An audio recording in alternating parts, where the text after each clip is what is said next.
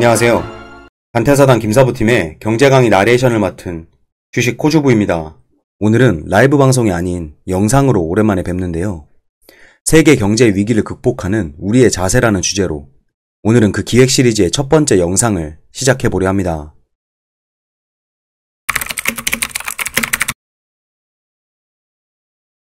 (2019년 12월) 중국 후베이성 우한시에서 처음 확인된 감염증인 코로나 바이러스 감염증 19로 인해 세계 경제는 금융위기를 동반하지 않으면서도 소비 부진과 생산 차질로 역성장을 기록하는 미중유의 사태를 경험하게 됩니다. 세계보건기구는 2020년 1월 30일 국제적 공중보건 비상사태를 선언하였으며 3월 11일에는 팬데믹, 즉 세계적 범유행으로 단계를 격상합니다. 코로나19가 전 세계에 미친 여파는 지대하여 대공황과 금융위기 이후 가장 큰 불경기라 평가받고 있는데요. 추가 확진자의 발생을 막기 위해 국가마다 사회적 거리두기, 자가격리, 그리고 이동 제한령 등이 시행되었으며 거의 모든 산업의 생산성이 큰 폭으로 후퇴하게 됩니다. 특히 패닉바잉으로 인한 공급 단절이 발생했는데 농업 또한 큰 피해를 보았으며 공장들은 가동을 중지했고 교육시설의 운영도 중단되었습니다. 이 같은 상황에서 세계 경제의 가장 큰 부분을 담당하는 미국의 경우 건국 이래 처음으로 미 전역에 봉쇄령을 내리게 됩니다. 특히 2020년 4월 미국의 실업률은 14.7%까지 치솟았는데 이는 미 노동통계국이 월별 실업률을 공식 집계한 1948년 이래 가장 높은 수치입니다. 이 기간의 주가는 고점 대비 40% 가까이 폭락하였으며 2020년 1분기의 경제 성장률은 마이너스 4.8%를 기록합니다. 이처럼 코로나19로 인한 경제 충격은 근래 최악의 경제 위기였던 2008년 금융위기를 능가하는 경제 대공황을 연상케 했는데요. 그러나 이후 미국의 경제 상황은 우려했던 것과는 다른 모습을 보여줍니다. 물론 수많은 기업이 파산하였고 실업은 계속 증가하였으나 시장의 잣대인 주가는 빠르게 안정세를 회복하였고 2008년 금융위기 때와 달리 주택시장도 탄탄한 모습을 보여줍니다. 이러한 기현상이 발생한 이유 중 핵심 원인은 미 정치권과 연방정부의 신속하고 과감한 개입, 즉 역사상 유례를 찾아보기 힘들 정도의 대규모 양적 완화가 있었기 때문입니다.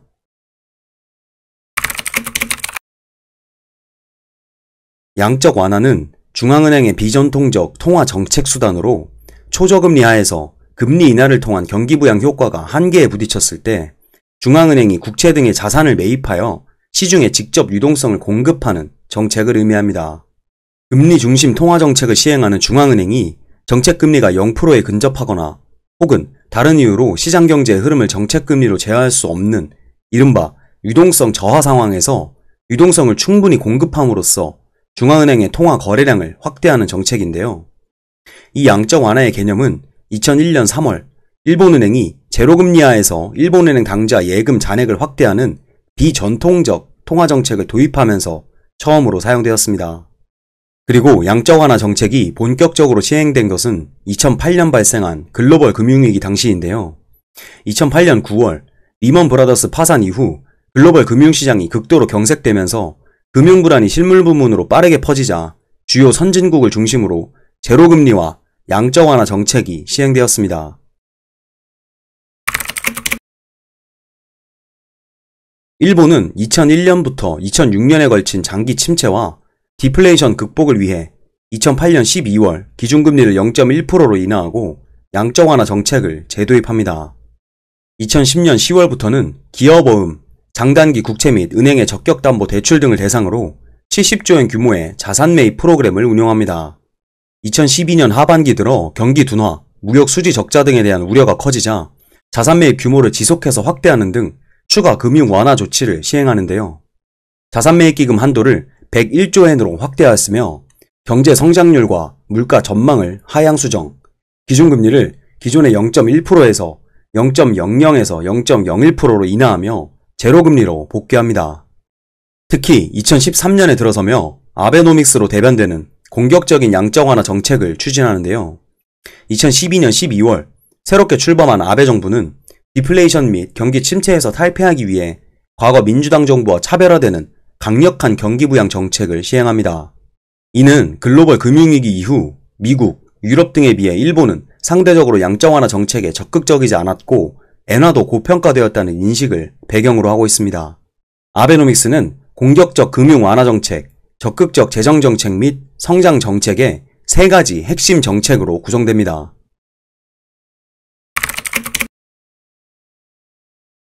글로벌 금융위기를 맞아 미 연준은 2007년 9월부터 연방기금금리를 낮추기 시작, 2008년 12월에는 0에서 0.25%포인트까지 인하하였으며 이후 총 3차례에 이르는 양적 완화를 시행합니다.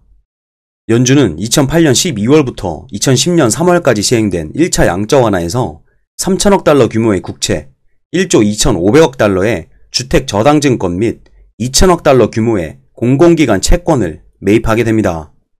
이후 2010년 11월부터 2011년 6월까지 시행된 2차 양적 완화에서는 매월 750억 달러씩 총 6천억 달러 규모의 장기 국채를 매입하는데요. 1차, 2차 양적 완화 및 오퍼레이션 트위스트 실시에도 불구하고 고용시장과 부동산 시장의 회복이 예상보다 지연되는 등 경기가 뚜렷한 회복 조짐을 보이지 않자 2012년 9월 미 연준은 매월 400억 달러 규모의 MBS를 제한 없이 매입하는 3차 양적 완화를 시행합니다. 2013년부터 채권 매입 규모는 매월 총 850억 달러로 확대되었고 이와 더불어 미 연준은 실업률이 6.5%를 상회하고 향후 1, 2년간 인플레이션 예상치가 2.5%를 넘지 않는 한 0에서 0.25%의 저금리 기조를 유지하기로 하는 선제 지침을 발표합니다.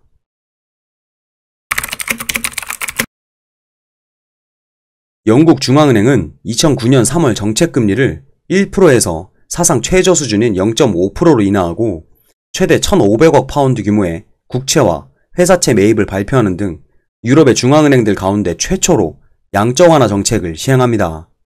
2013년 7월 영란은행은 전 캐나다 중앙은행 총재인 마크 카니가 신임 총재로 취임하면서 더욱 적극적인 양적 완화 정책을 펼칩니다. 유럽은 어떨까요? 유럽연합의 양적 완화 정책은 여타 선진국과는 달리 주로 재정위기 확산 방지에 초점을 맞춰져 있다는 특징을 가지고 있습니다. ECB는 유럽 재정위기 발생 이후 정책금리 인하, 국채 매입 및 유동성 공급 확대 등과 같은 조치를 통한 위기 극복에 노력합니다.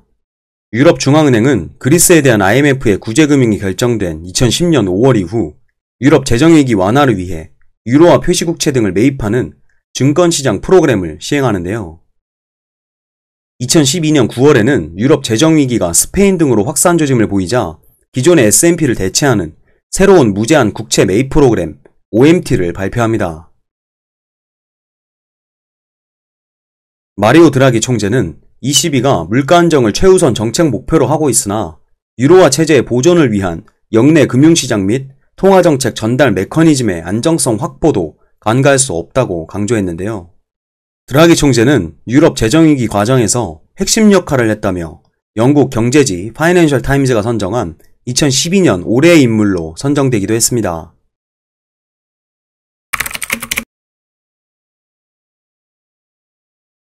(2008년) 글로벌 금융위기 이후 주요 선진국의 양적 완화 정책은 글로벌 금융시장의 안정에 크게 이바지합니다.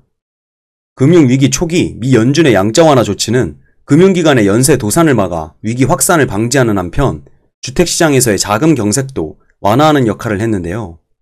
22의 LTRO는 신용 위험에 처한 유로존 은행에 직접 장기 유동성을 공급함으로써 자금 경색을 완화하고 재정위기가 금융위기로 전이되는 것을 차단하였습니다. 두 차례에 걸친 그리스 구제금융에도 스페인 및 이탈리아로의 재정위기 확산이 우려되었으나 22의 OMT 시행 발표로 유동성 위험이 크게 낮아지고 글로벌 금융시장도 안정을 되찾습니다. 결과적으로 미국 등 주요 선진국의 양적 완화 정책은 재정정책의 경기 부양 여력이 고갈된 상황에서 세계 경기가 추락하는 것을 억제하게 됩니다.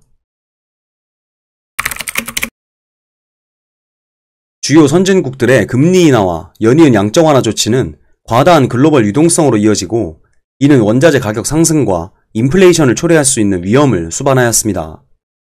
우선 국제 원자재 시장으로의 자본 유입이 급증함에 따라 글로벌 금융위기 이후 급락하였던 국제 원자재 가격은 2009년 들어 오름세로 반전하는 등 상승세를 나타냅니다. 또한 저금리하에서 글로벌 유동성이 크게 확장되고 위험선호 성향이 높아지는 가운데 자산 거품, 물가 불안, 환율 불안정 등을 초래하는 신흥국 경제의 불안 요인으로 작용하였습니다. 특히 2013년 들어서는 일본의 공격적 양적 완화 및 급격한 엔저 움직임 등으로 글로벌 외환 시장의 변동성이 크게 확대되면서 환율을 둘러싼 국가 간 갈등이 더욱 고조됐는데요. 아베노믹스의 영향에 따른 엔화의 가파른 절하 움직임으로 신흥국의 통화 가치도 빠르게 절상되면서 수출 경쟁력 약화에 대한 우려가 커졌습니다. 이에 대해 중국과 브라질 등 주요 신흥국들은 선진국의 양적 완화 정책이 국제 금융시장의 불안정성 확대와 신흥국 통화의 과도한 절상 등을 유발하고 있다며 비판했는데요. 2013년 중반 이후에는 미국이 양적 완화 축소, 테이퍼링 가능성이 주목되면서 경제 구조가 취약하고 경상수지 적자를 지속하고 있는 신흥국을 중심으로 급격한 자본 유출 가능성이 제기되는 등 양적 완화 관련 정책은 신흥국 경제에 또 다른 형태의 위험을 확대하는 요인으로 작용하였습니다.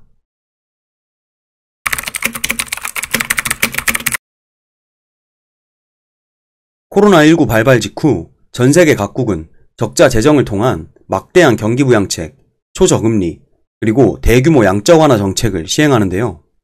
경기 부양책은 가계와 기업을 지원함으로써 경제 전체의 총 수요를 유지하려는 것이며, 이는 기업에 대한 유동성 지원, 고용 유지, 실업자를 포함한 취약계층 지원 등 크게 3가지 수단으로 구분됩니다. 1929년 대공황과 2008년 금융위기라는 두 차례에 걸친 큰 경제위기를 경험한 바 있는 미국은 경제위기 발발 시 정부의 신속한 개입이 그 피해를 최소화할 수 있다고 판단했는데요. 미국은 코로나19에 대응하기 위해 2020년 3월 27일 케어스 액트를 제정했으며 후속 입법에서 4,480억 달러 규모의 추가 대응책을 마련해 총 2조 7,900억 달러를 지원하게 됩니다. 이는 2008년 세계 금융위기에 대처하기 위해 추가로 마련한 예산보다 약 3배 큰 규모입니다. 주가는 곤두박질치고 생산이 중단되면서 실업률이 치솟자 미 정부는 이처럼 역사상 최대 규모의 경기 부양법을 통과시켜 재빠르게 시장에 개입한 것입니다. 거기에 미 연준은 2020년 3월에 기준금리를 0%로 내리고 무제한 양적 완화 정책을 폈으며 지방채와 회사채뿐만 아니라 부실 채권까지 매입하는 자산 매입 프로그램을 실행합니다. 정부와 연준의 적극적인 개입에 힘입어 미국을 비롯한 세계 각국의 증시는 무서운 속도로 회복하는 모습을 보이지만, 또 다른 결과로 미국의 GDP 대비 재정 적자는 2018년 4.8%에서 2020년 17.9%, 2021년에는 9.8%에 이르렀으며, 정부 부채는 2019년 GDP의 106.8%에서 2020년 128%, 2021년에는 무려 137.2%에 달하였습니다. 코로나 발발 이후 우리나라의 경우 한국은행은 기준금리를 0.5%로 인하하였으며, 금융안정특별대출제도를 신설하고 공개시장 운영 대상 증권 및 대상 기관을 확대하였습니다. 또한 대출 적격 담보증권 확대 등 양적 완화 정책을 시행하는데, 거기에 정부는 긴급 재난지원금을 포함한 추경과 적자 국채 발행 등으로 2020년 GDP 대비 재정적자가 4.5%에 달하며 정부 부채 비율도 GDP 대비 40%를 넘어설 것이라는 예측까지 나오게 됩니다. 이처럼 미국을 주축으로 전 세계 국가 대부분이 헬리콥터 머니 방식의 경기 부양책을 실행하게 되는데요. 헬리콥터에서 돈을 뿌리듯이 국민에게 돈을 주면 그 돈으로 제품을 소비하고 수요가 늘어 급격히 무너진 경제가 어느 정도 살아나는 효과는 분명히 있지만, 반대로 유동성의 과도한 공급으로 인해 화폐의 가치가 하락하고 인플레이션이 올 수 있는 측면도 존재합니다. 역사적으로 과거 독일이 이 같은 경험을 한 바 있는데요. 독일 정부는 1차 세계대전 후 전쟁 배상금을 지급하기 위해 국채 발행을 남발했는데 1921년에만 400억 마르크라는 막대한 화폐를 발행했으며, 이후 독일의 물가는 1921년부터 1923년에 약 1조 배 급등하게 됩니다.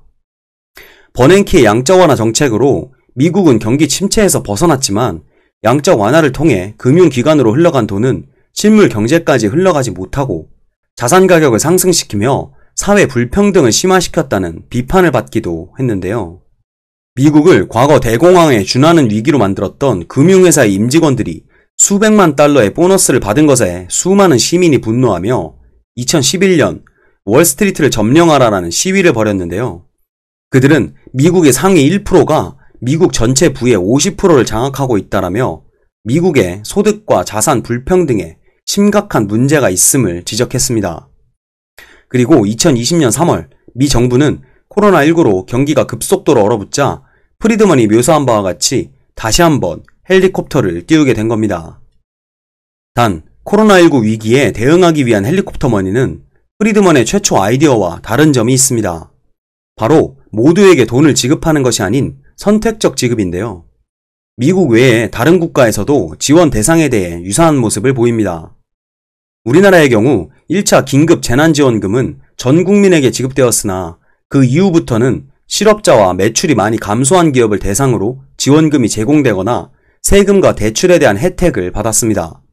마찬가지로 다른 국가들도 피해 규모가 크고 생계에 어려움을 겪는 대상에게 선별적으로 자금을 지원했는데요.